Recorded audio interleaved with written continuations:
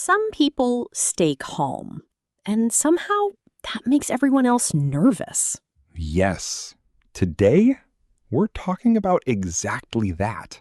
Hey everyone, welcome back to English with Class. Your calm corner for real English conversations. I'm Emma. And I'm Jake. Today, we're looking at calm, the kind that's so steady, it actually makes people around it a little nervous. Quick heads up before we start. 3 things we'll cover today. First, why staying calm gets confused with being weak. Second, why it quietly makes other people uncomfortable. And third, why it almost always wins in the end. And like every episode, we'll pick up some useful English words naturally, just from listening to us talk. This one's A2 B1 level. Say, if a word slips past you, don't stress. Keep listening. The meaning usually shows up a second later. There's also a small vocabulary recap waiting near the end. Now, quick question for you before we start. Have you ever stayed quiet instead of saying something you'd regret later? We have a phrase for that, actually, to bite your tongue. It means you want to say something, but you choose to stay quiet instead. Right, so have you ever bitten your tongue like that? Or noticed people taking you more seriously the less you reacted? Or maybe you're just tired of getting upset too fast and want to figure out how to stop? If any of that sounds familiar, stick around. And here's something to think about while you watch. Is calm something we're just born with or something we're forced to learn the hard way? Drop your answer below. Ooh, that's actually a tough one. Right? Simple question, complicated answer. One more thing. If this kind of English practice works for you, hit like, subscribe, and pass it along to someone who needs to hear it today. Okay, let's get into it. So, Emma, why do you think calm people make others nervous? Yeah, I think it's because most people expect a reaction. If you get angry, people know what to do next. Right. They're ready for an argument. But if you just stay calm, they don't know what to do anymore.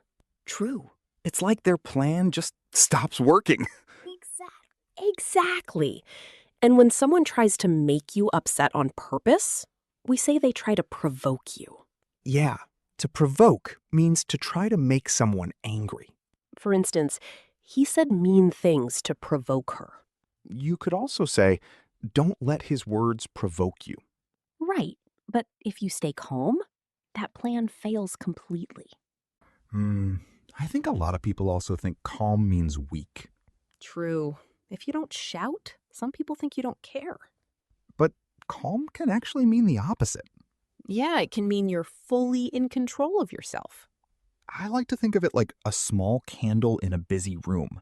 The room is loud and moving, but the flame stays still. Oh, I like that. Quiet on the outside, but still burning.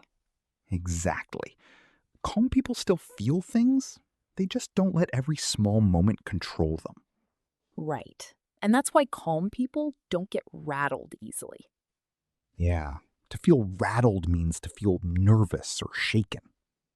Try this one. Bad news didn't rattle him at all. Or she stayed calm and didn't feel rattled, even during a hard question. Honestly, I need that candle energy next time my Wi-Fi stops working. Same. That one tests everyone's calm. But here's something important. Yes? Calm doesn't mean ignoring your feelings. Oh, that's true. Some people think calm means feel nothing. No, that's different. That's when someone shuts down inside. Right. Real calm still listens. Real calm still speaks up. It just doesn't explode. So a calm person can still say, I didn't like that, but they say it without shouting. Yeah, and people usually listen more because it feels steady, not emotional. To stay steady means to stay balanced, even in a hard moment. Here's one. She stayed steady during the difficult meeting. And another. He answered every question in a steady voice. I also think calm helps you think better.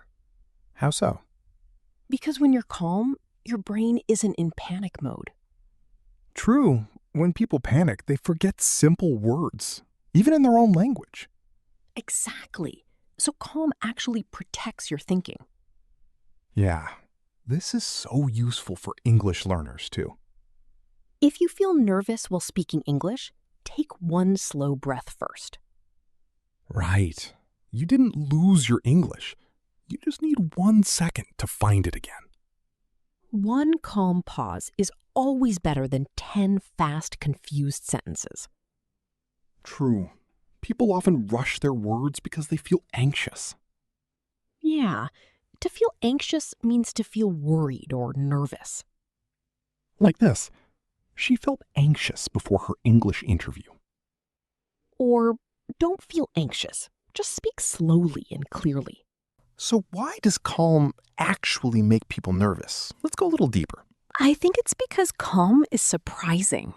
Right. If someone always reacts the same way, it's easy to guess them. But calm people surprise you. You expect anger, and instead you get silence or a small smile. Oh, and that silence can feel powerful. Yeah, it sends a quiet message. You don't control how I feel. I think that's why people say, don't let it get under your skin. Right. To get under your skin means to annoy you deeply. For instance, his comments don't get under her skin anymore. Or try not to let small things get under your skin. So how can someone actually build this kind of calm?